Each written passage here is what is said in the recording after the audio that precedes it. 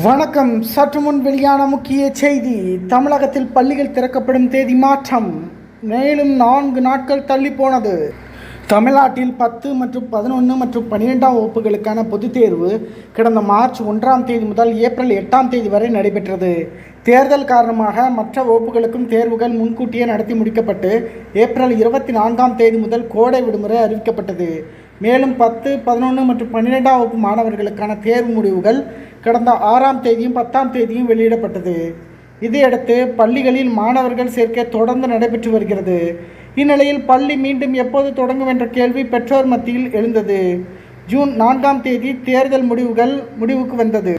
June 6ஆம் தேதி பள்ளிகள் திறக்கப்படும் என்று இருந்த நிலையில் தற்போது மேலும் 4 நாட்கள் அதிகரித்து ஜூன் 10ஆம் தேதி முதல் பள்ளிகள் திறக்கப்படும் என்ற தகவல் வெளியாகியிருக்கிறது.